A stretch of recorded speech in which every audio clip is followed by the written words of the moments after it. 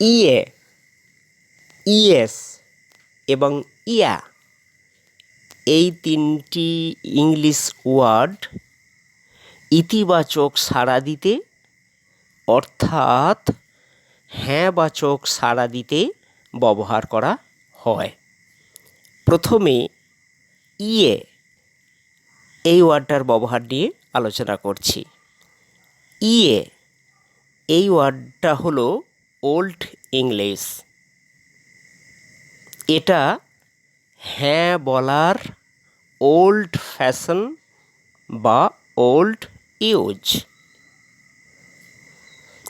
ইয়া এই ওয়ার্ডটা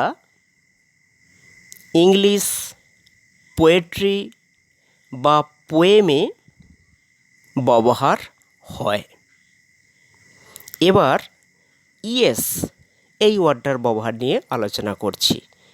ইয়েস এই ওয়ার্ডটার ব্যবহার প্রায় সকলেরই জানা, তবু সামান্য একটু আলোকপাত করছি।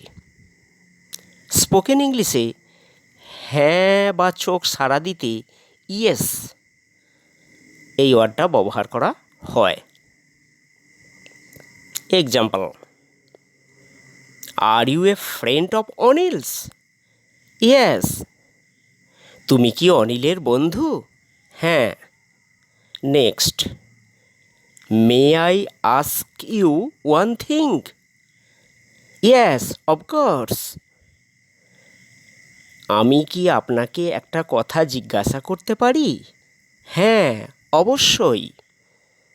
এবার ইয়া এই ওয়ার্ডটার ব্যবহার নিয়ে আলোচনা করছি। স্পোকেন ইংলিশ বা ইনফর্মাল ইংলিশে হ্যাঁবাচক সাড়া দিতে ইয়া এই ওয়ার্ডটা ব্যবহার করা হয়। Example, bring us something to eat? Yeah ইয়া।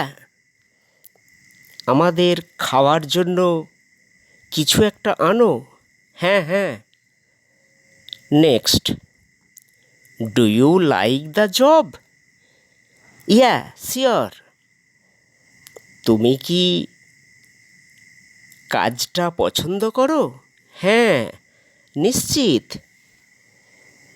আমার সংক্ষিপ্ত আলোচনাটা এখানেই শেষ করছি।